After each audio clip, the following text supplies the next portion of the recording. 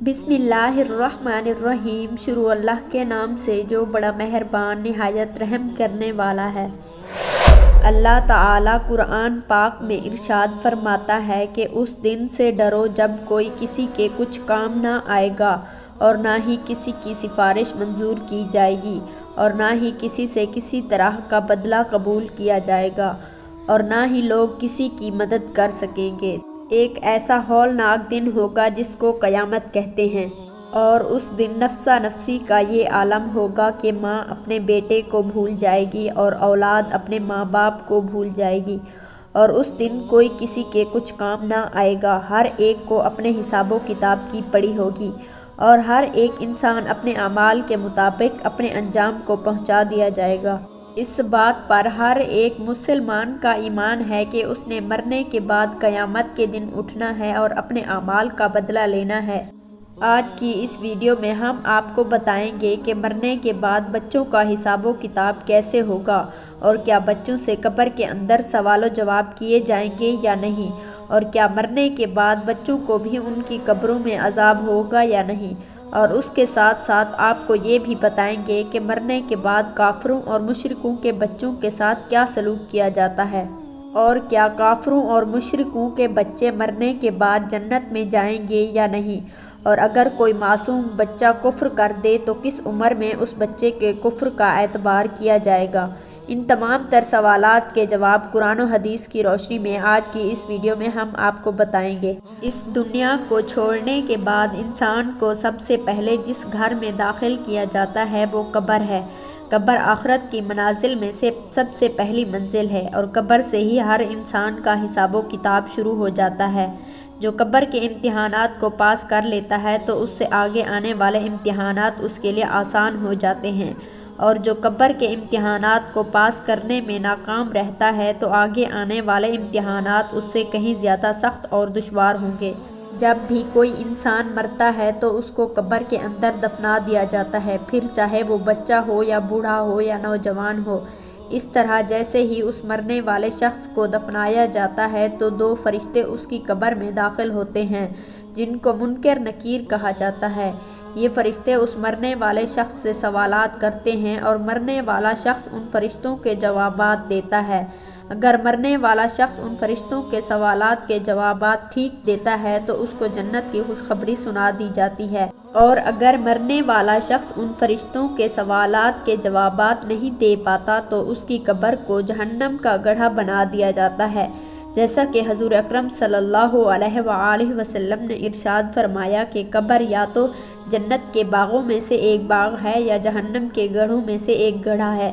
قبر آخرت کی منازل میں سے سب سے پہلی منزل ہے۔ جس نے اس کو آسانی سے پار کر لیا تو آگے کا معاملہ اس سے آسان ہوگا، اور جو اس منزل کو پار نہ کر سکا تو اس کا آگے آنے والا معاملہ اس سے کہیں زیادہ دشوار ہے۔ اب بات کرتے ہیں کہ اگر کوئی نابالغ بچہ بالغ ہونے سے پہلے مر جائے تو کیا اس سے بھی قبر میں حساب کتاب لیا جاتا ہے اور اس سے بھی سوال جواب کیے جاتے ہیں؟ تو اس کے متعلق مختلف روایات ملتی ہیں۔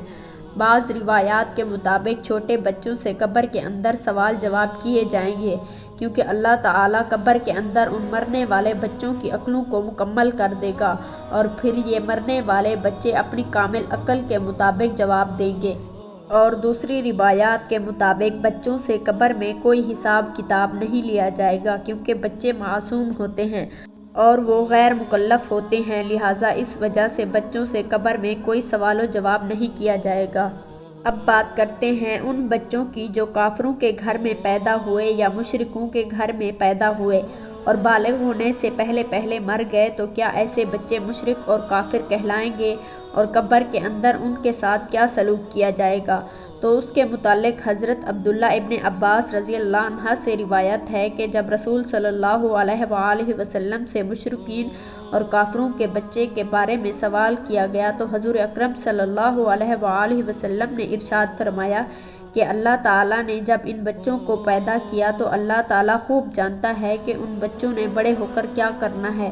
اسی طرح ایک حدیث میں آتا ہے کہ آپ صلی اللہ علیہ وآلہ وسلم نے ایک خواب دیکھا کہ آپ صلی اللہ علیہ وآلہ وسلم ایک باغ میں ہیں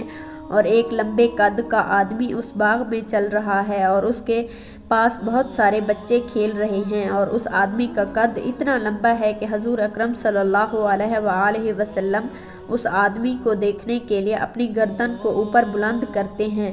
گویا کہ وہ شخص آسمانوں سے باتیں کر رہا ہو۔ تو حضور اکرم صلی اللہ علیہ وآلہ وسلم نے جب حضرت جبرائیل علیہ السلام سے اس شخص کے بارے میں پوچھا تو ان بچوں کے بارے میں دریافت فرمایا، تو حضرت جبرائیل علیہ السلام نے عرض کی کہ یا رسول اللہ، آپ نے جس شخص کو دیکھا ہے وہ حضرت ابراہیم علیہ السلام ہیں، اور ان کے ارد گرد جو بچے کھیل رہے ہیں یہ وہ بچے ہیں جو فطرت اسلام پر پیدا ہوئے اور بالغ ہونے سے پہلے پہلے فطرت اسلام پر ہی مر گئے، یعنی وہ بچے اسلام پر ہی پیدا ہوئے اور بالغ ہونے سے پہلے فطرت اسلام پر ہی مر گئے۔ تو ایسے بچوں کے ساتھ آخرت کے اندر وہی سلوک کیا جائے گا جو ایک مسلمان کے گھر میں پیدا ہونے والے بچے کے ساتھ کیا جاتا ہے، کیونکہ ہر پیدا ہونے والا بچہ اسلام پر ہی پیدا ہوتا ہے اور بعد میں بڑا ہو کر وہ کافر یا مشرک بنتا ہے، جیسا کہ حضور اکرم صلی اللہ علیہ وآلہ وسلم نے ارشاد فرمایا کہ ہر پیدا ہونے والا بچہ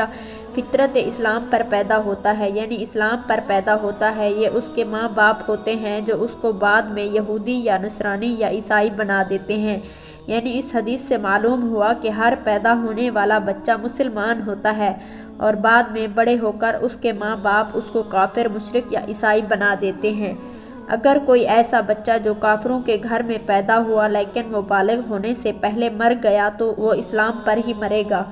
اب بات کرتے ہیں کہ بچے کی کس عمر میں بچے کے کفر کا اعتبار کیا جائے گا، تو اس کے متعلق روایات میں آتا ہے کہ بچہ جب عاقل اور بالغ ہو جائے اور اچھے اور برے کی پہچان کرنے لگ جائے تو اس عمر میں اگر کوئی بچہ کفر کرتا ہے تو اس کے کفر کا اعتبار کیا جائے گا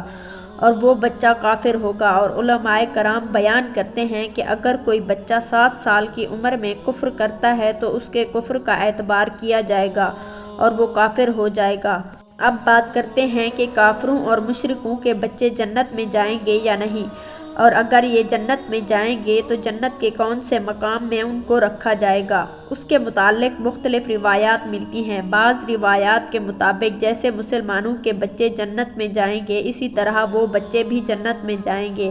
جو پیدا تو کافروں کے گھر میں ہوئے لیکن بالغ ہونے سے پہلے پہلے وہ فوت ہو گئے، تو اللہ تعالیٰ ان معصوم بچوں کو بھی جنت میں داخل فرمائے گا، کیونکہ اللہ تعالیٰ ارشاد فرماتا ہے کہ وہ کسی کو جنت یا جہنم میں داخل نہیں فرمائے گا جب تک کہ اس کو اعمال کا مکلف نہ بنا دے، اور بچے اعمال کے مکلف نہیں ہوتے، لہٰذا اس وجہ سے اللہ تعالیٰ معصوم بچوں کو بغیر حساب کتاب کے جنت میں داخلہ فرمائیں گے۔ اور بعض روایات کے مطابق کافروں اور مشرکوں کے بچے معصوم جنت میں تو داخل ہوں گے لیکن یہ جنت میں جنتی مسلمان بچوں کے ماتحت ہوں گے اور ان کے خادمین کی ڈیوٹی سر انجام دیں گے۔ اور بعض علماء کرام اس مسئلے پر خاموشی اختیار کرتے ہیں، ان کا یہ کہنا ہے کہ اللہ تعالیٰ بہتر جانتا ہے کہ اللہ تعالیٰ کافروں کے بچوں کے ساتھ کیا سلوک فرمائے گا۔ ان تمام تر روایات میں سے سب سے صحیح روایات یہ ہے کہ جو بھی بچہ بالغ ہونے سے پہلے پہلے فوت ہو جاتا ہے تو اللہ تعالیٰ ان کو بغیر حساب کتاب کے جنت میں جگہ عطا فرماتا ہے، اور بالغ ہونے سے پہلے مرنے والے تمام بچے حضرت ابراہیم علیہ السلام کی کفالت میں ہوتے ہیں اور ان کو حضرت ابراہیم علیہ السلام کے پاس رکھا جاتا ہے، پھر چاہے وہ مسلمانوں کے بچے ہوں یا کافروں کے بچے۔ ناظرین محترم، امید کرتے ہیں کہ یہ ویڈیو آپ کو پسند آئی ہوگی۔ مزید اس طرح کے اسلامک ویڈیو دیکھنے کے لیے ہمارے چینل کو سبسکرائب کریں۔ جلد ہی حاضر ہوں گے ایک نئی ویڈیو کے ساتھ، تب تک کے لیے اپنا خیال رکھیے گا۔ اللہ حافظ۔